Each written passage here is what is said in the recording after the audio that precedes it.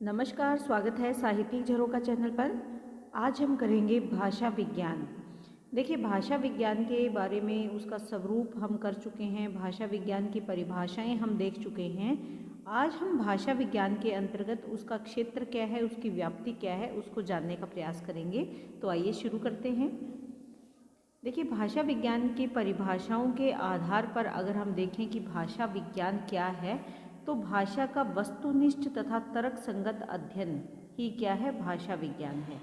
इसके साथ साथ भाषा विज्ञान द्वारा मानव द्वारा उच्चरित तथा लिखित यानी जो उच्चारण की जाती है या जिस बात को लिखा जाता है, उस जिसके माध्यम से, जिस भाषा के माध्यम से चाहे वो बोली जाती है, चाहे जो बात लिखी जाती है और किस भाषा में लिखी जा रही है, उस भाषा अथवा बोली का व्यवस्थित अध्ययन यहाँ पर किया जाता है। ध्यान में क्या रखना है, भाषा विज्ञान है, इसीलिए यहाँ पर अध्ययन जो किया जाता है वो एक व्यवस्था के आधार पर किया जाता है।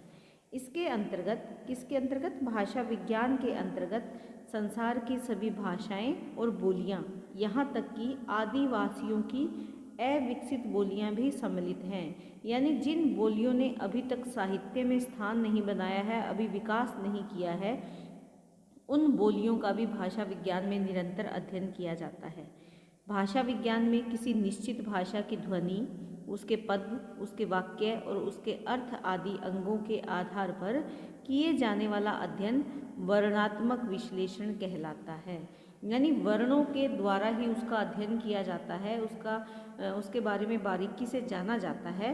तो वहाँ पर क्या बातें ध्यान में रखनी है कि उसका जब अध्ययन किया जाता है तो ध्वनि पर भी बात की जाती है, पद को भी महत्व दिया जाता है, उससे वाक्य कैसे बनता है ये भी समझने का प्रयास किया जाता है, और उस वाक्य में अर्थ है या नहीं, इन सभी बारीक विषयों पर अध्ययन किया जाता है। भाषा विशेष के क्रमिक विकास, यानी कोई भी भाषा विशेष यानी जिसका अध्ययन किया जा रहा है, उस भाषा के क्रमिक विकास, उसमें होने वाले जो परिवर्तन हैं, उन परिवर्तनों में कारण क्या है और या उसके ह्रास के क्या कारण हैं। यानी भाषा में जो परिवर्तन आ रहा है या उसमें जो ह्रास हो रहा है, उसके कारण क्या है, उसका वैज्ञानिक दृष्टि से भी अध्ययन किया जाता है। भाषा विज्ञान में एक से अधिक भाषाओं का जब तुलनात्मक अध्ययन किया जाता है और उसमें समानता और असमानता पर जब विचार किया जाता है, तो उसे हम क्या कहेंगे, तुलनात्मक अध्ययन कहेंगे। यानी दो भाषाएं हमने ले ली, मान लीजिए हमने संस्कृत ले ली और हमने हिंदी भाषा ले ली, दोनों का हम तुलनात्मक अध्ययन करेंगे कि किन किन शब्दों में समानता है, किन किन शब्दों में असमानता है, उस बात पर हम विचार करेंगे। तो वो क्या है, भाषा विज्ञान में उसे तुलनात्मक अध्ययन कहते हैं। भाषा विज्ञान में भाषा विशेष की उत्पत्ति, उसके ह्रास यानी वो कहाँ से उत्पन्न हुई और कहाँ पर वो लुप्त हो रही है, उसमें कमियाँ क्या आ रही है, उसमें परिवर्तन क्या आ रहे हैं, ऐसे विषयों में के बारे में सामान्य सिद्धांतों का भी अध्ययन यहाँ पर किया जाता है। तो अगर देखें तो भाषा का जो विज्ञान है, इसमें इसके अध्ययन को ही हम भाषा विज्ञान कहते हैं। यानी भाषा का जब बारीकी से हम अध्ययन करते हैं, उसके प्रत्येक पहलू पर जब गौर करते हैं, वैज्ञानिक दृष्टिकोण से जब ध्यान देते हैं, तो वो भाषा विज्ञान है। तो हम कह सकते हैं कि भाषा विज्ञान में हम किसी एक भाषा या अनेक भाषाओं का वैज्ञानिक अध्ययन करते हैं। हमारा यह अध्ययन वर्णनात्मक हो सकता है, तुलनात्मक हो सकता है और ऐतिहासिक दृष्टिकोण से भी हो सकता है। इसीलिए भाषा विज्ञान के जो अध्ययन है उसको हम क्या कहेंगे, भाषा विज्ञान कहते हैं। यानी भाषा के अध्ययन को हम क्या कहते हैं, भाषा विज्ञान कहते हैं। तो ये बातें आपको भाषा विज्ञान में ध्यान में रखनी है कि हम इसे भाषा विज्ञान क्यों कहते हैं, इस भाषा के अध्ययन को भाषा विज्ञान क्यों कहा गया है, वो बातें आपको इन पॉइंटों के माध्यम से ध्यान में रखनी है। अब जानते हैं कि भाषा विज्ञान का जब हम अध्ययन करते हैं तो किस प्रकार से उसका क्षेत्र चुनते हैं या भाषा विज्ञान का क्षेत्र कौन कौन सा है। देखिए, भाषा विज्ञान का जो क्षेत्र है या व्याप्ति है या यानी कहाँ कहाँ व्याप्त है भाषा विज्ञान, तो उसके बारे में अगर हम बात करें तो वो कोई एक सीमित क्षेत्र नहीं है। डॉक्टर श्याम सुंदर दास की जो ये परिभाषा है, ये आपको बताएगी कि किस प्रकार से एक भाषा का अध्ययन किया जा सकता है या उसका क्षेत्र कितना विस्तृत है। देखिए, भाषा विज्ञान में बड़े से बड़े कवि और नेता की अपेक्षा एक अनपढ़ और गँवार की बोली भी कम उपादेय नहीं समझी जाती। यानी ऐसा नहीं है कि एक बड़े कवि और बड़े नेता की बोली या भाषा को ही महत्व दिया जाए, बल्कि अनपढ़ और गँवार व्यक्ति की बोली को भी उतना ही उपयोगी समझा जाता है जितना कि बड़े बड़े कवि और नेताओं की बोली को समझा जाता है। इसका क्षेत्र देश, काल अथवा जाति की संकुचित सीमाओं में भी नहीं बांधा जा सकता। यानी भाषा का जो क्षेत्र है वो किसी एक देश से जुड़ा हुआ नहीं है, किसी एक समय से जुड़ा हुआ नहीं है, किसी एक जाति से जुड़ा हुआ नहीं है। ये सब सीमाएं संकुचित हैं, छोटी हैं, और भाषा का क्षेत्र तो इससे कहीं ज़्यादा विस्तृत है। समस्त संसार की, सब कालों की और सब जातियों की भाषाएं और बोलियां इस शास्त्र की पर्यालोचना में आती है। यानी पूरे संसार की जो बोलियां हैं, जिस जिस समय में जो बोली जाती रही है, जिस जिन जातियों या लोगों के द्वारा जो बोली जाती रही है, वो सभी भाषा इसके क्षेत्र में आती हैं। इसी आधार पर हम कुछ पॉइंट बनाकर इस प्रश्न का उत्तर ढूंढने का प्रयास करेंगे। तो सबसे पहला जो पॉइंट यहाँ पर बनेगा कि विभिन्न बोलियों का अध्ययन, कि भाषा विज्ञान के क्षेत्र में विभिन्न बोलियों का अध्ययन किया जाता है, क्योंकि बोलियाँ परिवर्तनशील है। एक छोटे से इलाके की बोली अलग है, थोड़ा सा हम आगे जाएंगे तो बोली बदल जाएगी। बोली का मतलब क्या है? वाणी, यानी जो हम बोल रहे हैं, जो हम व्यक्त कर रहे हैं, इसमें ज़रूरी नहीं कि सबकी समान हो। आदिवासी जो लोग हैं उनकी बोलियां अलग होती है। एक पंजाबी इलाके में पंजाबी बोली का क्षेत्र एक सीमित क्षेत्र है, उसके थोड़ा सा हम आगे निकलेंगे तो उसमें भी शब्दों का हेर फेर आ जाएगा या परिवर्तन आ जाएगा। तो ये बोलियां, जैसे हिंदी भाषा में अनेक बोलियां हैं, जिनमें अवधी है, भोजपुरी है, हरियाणवी बोली है, ब्रज बोली है, मागधी है, मैथिली है। ये वो बोलियां हैं जिनकी हम चर्चा कर रहे हैं। इनसे अलग भी ऐसी बहुत सारी बोलियां हैं जिनकी शायद चर्चा अब तक हुई भी ना हो। तो बोली का यहाँ पर विशेष महत्व है। इस क्षेत्र की दृष्टि से अगर हम देखें तो बोली का विशेष महत्व है, और यहाँ पर प्रत्येक छोटे से छोटे क्षेत्र की बोली का यहाँ अध्ययन किया जाता है। तो अगर हम देखें कि बोली का अर्थ क्या है, कि वह भाषा जो केवल बोली जाती है, यानी जो केवल मुँह से उच्चरित की जाती है, अभी तक साहित्य में जिसको स्थान नहीं मिला है, ये सभी बोलियां भाषा विज्ञान के क्षेत्र में आती है।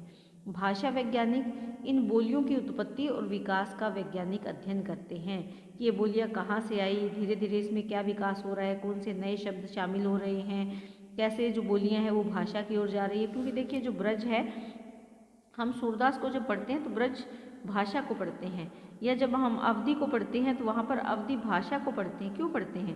क्योंकि ब्रज में सूरदास ने इतना अच्छा लिखा कि उसे बोली से भाषा की ओर ले गई। अवधी में जो रामचरितमानस लिखा तुलसीदास ने, वो इतना सुंदर लिखा कि वो अवधी बोली से वो भाषा में बदल गई, यानी साहित्य में उसका प्रयोग होने लगा। तो साहित्य में आने से पहले जो बोली का क्षेत्र है वो सीमित होता है, और भाषा विज्ञान में इस सीमित क्षेत्र का भी अध्ययन किया जाता है। वैज्ञानिक दृष्टिकोण से इसको जांचा जाता है, परखा जाता है, लोगों से संपर्क किया जाता है इसके बारे में पूर्णतः जानकारी प्राप्त करने के लिए, कि बोलियां कहाँ से शुरू हुई, कैसे इसमें धीरे धीरे विकास हो रहा है, क्या इसमें नया जुड़ रहा है, और क्या चीज़ें हैं जिसको बोली अपने अंदर से निकाल रही है, यानी क्या बदलाव हो रहे हैं। वो सब बोली का जो अध्ययन किया जाता है भाषा विज्ञान में, उसमें विचार किया जाता है। दूसरा हम यहाँ पर जो पॉइंट बनाएंगे, साहित्यिक भाषाओं का अध्ययन, यानी भाषा विज्ञान के क्षेत्र में साहित्य में प्रयोग की जाने वाली भाषाओं का अध्ययन किया जाता है। देखिए, साहित्य में भाषा का दो तरह से प्रयोग होता है, एक तो गद्य में और दूसरा पद्य में। ये बात आप ध्यान में रखेंगे कि साहित्य में दो तरह से भाषा का प्रयोग होता है, एक तो प्रयोग होता है गद्य में और दूसरा प्रयोग होता है पद्य में। तो यहाँ पर अगर हम देखें तो जो पद्य है यहाँ पर भाव प्रधान है। भाव, यानी जो पद्य है, पद्य में क्या बातें हैं, यहाँ पर भाव प्रधान है। तो यहाँ पर व्याकरणिक नियमों का प्रयोग इतना ज़्यादा महत्व नहीं रखता जितना कि भाव का महत्व है। जैसे हम सूरदास को पढ़ते हैं तो क्या सूरदास ने ये ध्यान दिया था, जब लिखा था उन्होंने सूर सागर लिखा था या कृष्ण की लीलाओं का वर्णन किया था, तो क्या उन्होंने ध्यान दिया कि मैं कौन सा अलंकार डालूं, कैसे व्याकरणिक दृष्टि से अपनी भाषा को शुद्ध करूं, बल्कि उन्होंने अपने भाव को महत्व दिया। जबकि अगर हम गद्य लिखते हैं, कोई कहानी लिखते हैं या कुछ अन्य चीज़ें लिखते हैं, तो वहाँ पर उन गद्य विधाओं में हम व्याकरण को ध्यान में रखते हैं या उन नियमों का भी पालन करते हैं। तो ये बात यहाँ पर आपको ध्यान में रखनी है कि जो साहित्यिक भाषाओं में जो पद्य है वो भाव प्रधान होता है, तो इस पर विस्तार से चर्चा की जाती है। वहाँ पर ये ध्यान दिया जाता है, जब साहित्यिक भाषाओं का अध्ययन किया जाता है भाषा विज्ञान के क्षेत्र में, तब ध्यान दिया जाता है कि कर्ता कहाँ है, कर्म कहाँ है, क्रिया व्यवस्थित है या नहीं, क्या व्याकरण के नियमों का पालन हुआ या नहीं हुआ, छंद योजना कैसी है, भाव प्रवाह कैसे है। जैसे कि नाटक में किया जाता है, वहाँ पर संवादों का प्रयोग किया जाता है, वो भी तो व्याकरण की दृष्टि से सही नहीं होता। फिर भी भाषा विज्ञान में अगर हम देखें तो साहित्यिक भाषाओं का अध्ययन करना तनिक थोड़ा सा अगर देखें तो सरल है, क्योंकि भाषा विज्ञानी के समक्ष जो भाषा विशेष है उसका समृद्ध साहित्य होता है, जिसे आधार बनाकर वो उसका अध्ययन कर सकता है। जैसे मान लीजिए किसी को नाटक को आधार बनाकर अपना अध्ययन करना है, तो बहुत हज़ारों नाटक लिखे गए हैं, तो उनको देखकर वो अपने शब्दों को या उस भाषा उन नाटकों में प्रयोग होने वाले जो शब्द हैं, जो बोलियां हैं या जो भाषा है, उसके बारे में वो बारीकी से जान सकता है।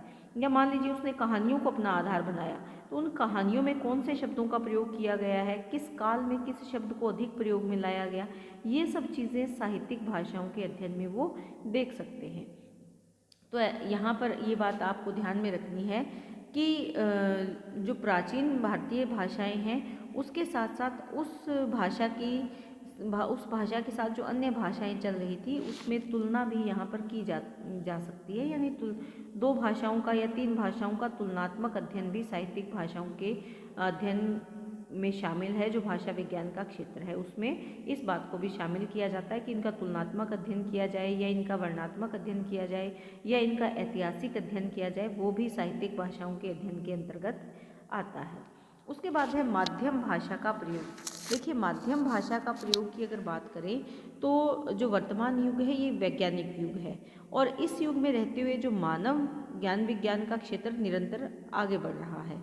इसमें जैसे समाजशास्त्र है, व्यापार है, व्यवसाय है, विधि का क्षेत्र है, न्याय का क्षेत्र है, संचार है, शिक्षा का क्षेत्र है। इसमें अगर हम देखें तो विभिन्न प्रकार की भाषाओं का प्रयोग हो रहा है। तो यहाँ पर ये ध्यान देने वाली बात है कि हमारा वहाँ पर माध्यम क्या है। हम विज्ञान की बात कर रहे हैं, हम व्यापार की बात कर रहे हैं, हम संचार की बात कर रहे हैं कि किस बारे में बात की जा रही है, उस बात का विशेष प्रयोग यहाँ पर किया जाता है या विशेष ध्यान यहाँ पर दिया जाता है। और जो हमने अलग अलग क्षेत्र हैं, उन क्षेत्रों में जो प्रचलित भाषा है उसकी संरचना कैसे होती है, कैसे शब्दों का चयन किया जाता है। मान लीजिए हम अगर यहाँ पर बात करें कि जो न्याय की भाषा है, यानी जिसमें संविधान लिखा जा रहा है, वहाँ पर हिंदी भाषा के शब्दों का प्रयोग कैसे किया जाएगा, कौन सी बात को अभिव्यक्त करने के लिए कौन से शब्द उचित रहेंगे। या जैसे हम प्रशासनिक शब्दावली पढ़ते हैं, तो उस प्रशासनिक शब्दावली का चयन कैसे किया जाए, वो सब अध्ययन इस क्षेत्र में किया जाता है। यानी माध्यम क्या है, उसका किस बात से जुड़ी हुई भाषा का हम यहाँ पर अध्ययन कर रहे हैं, उस माध्यम को ध्यान में रखकर यहाँ भाषा विज्ञान के क्षेत्र में माध्यम भाषा का प्रयोग किया जाता है या इसका अध्ययन किया जाता है। उसके बाद आता है संरचनात्मक अध्ययन क्षेत्र। देखिए, यानी संरचना यानी उसका निर्माण कैसे हुआ, उसकी उत्पत्ति कैसे हुई, उसकी रचना कैसे हुई। देखिए, हमने जो पीछे किया था उसमें हमने भाषा की संरचना की थी। उसमें हमने जाना था कि ध्वनि से प्रारंभ होकर या स्वन से जो प्रारंभ होकर भाषा का विकास कैसे होता है, स्वन से अर्थ तक आने के जो स्टेप हमने किए थे उसका यहाँ पर अध्ययन किया जाता है। ध्वनि कहाँ से आई, शब्द कैसे बना, शब्द से पद कैसे बनता है, पद से वाक्य और वाक्य से अर्थ कैसे बनता है, उस संरचना का, भाषा की संरचना का अध्ययन विस्तार से यहाँ पर किया जाता है। जैसे स्वन क्या है, स्वनिम क्या है, स्वनिम से आगे रूपिम क्या है, रूपिम से वाक्य में परिवर्तन होगा और वाक्य से अर्थ हम कैसे निकालेंगे। तो उस सभी जो विस्तृत बातें हैं उनका अध्ययन संरचना के क्षेत्र के अंतर्गत किया जाता है। तो ये सब भाषा विज्ञान के महत्वपूर्ण वो क्षेत्र हैं जहाँ पर भाषा का अध्ययन किया जाता है। तो इस तरह से आप इस प्रश्न को तैयार करेंगे और अंत में आप इसमें निष्कर्ष भी लिखेंगे। निष्कर्ष के लिए आप चाहें तो आपकी किताब में डॉक्टर करण सिंह की परिभाषा दी हुई है, जिसको आप अगर परिभाषा के तौर पर नहीं लिखना चाहते तो आप उसे निष्कर्ष के तौर पर लिख सकते हैं। देखिए, परिभाषा में आपको ये ध्यान देना होता है कि जो बात जैसे जिस वैज्ञानिक ने या जिसने भी कही है या जिस व्यक्ति विशेष ने कही है, वो बिल्कुल उन्हीं के शब्दों में लिखना होता है। लेकिन अगर हम उस सरल तरीके से उसको लिखते हैं तो वहाँ पर उन्हीं शब्दों को लिखना ज़रूरी नहीं होता, केवल हम भाव समझकर उसको लिख सकते हैं। तो यहाँ पर डॉक्टर करण सिंह की परिभाषा को आप निष्कर्ष में लिख सकते हैं कि जो क्षेत्र मानव और उसकी भाषा का है वही क्षेत्र भाषा विज्ञान का भी है। भाषा विज्ञान का संबंध न केवल विश्व भर के सभ्य मनुष्यों की भाषाओं से है, बल्कि असभ्य और जो अन्य मनुष्य कौन से हैं, जो आदिवासी मनुष्य हैं, उनकी बोलियों से भी है। इस प्रकार भाषा विज्ञान में मात्र साहित्यिक भाषाओं का वैज्ञानिक अध्ययन नहीं किया जाता, अपितु असाहित्यिक और मात्र बोलचाल की भाषाओं का भी पूर्णतः अध्ययन किया जाता है। साथ ही जो मृतक कही जाने वाली भाषाएं हैं उनका अध्ययन भी भाषा विज्ञान के क्षेत्र के अंतर्गत किया जा सकता है। तो इस तरह से भाषा विज्ञान का क्षेत्र बहुत अधिक विस्तृत है। तो उम्मीद करती हूँ कि प्रश्न आप बहुत अच्छे से तैयार कर पाएंगे। हो सकता है कि ये प्रश्न एक साथ ही आपसे पूछ लिया जाए कि भाषा का स्वरूप क्या है, इसके साथ साथ भाषा विज्ञान का क्षेत्र क्या है और इसकी परिभाषा क्या है। तो यहाँ पर भाषा विज्ञान का स्वरूप, उसका क्षेत्र या उसकी परिभाषाएं, ये आपका एक प्रश्न बनेगा जो आपको बहुत अच्छे से तैयार करना है। तो उम्मीद करती हूँ कि प्रश्न आपको बहुत अच्छे से समझ में आया होगा। इसी के साथ बहुत बहुत धन्यवाद।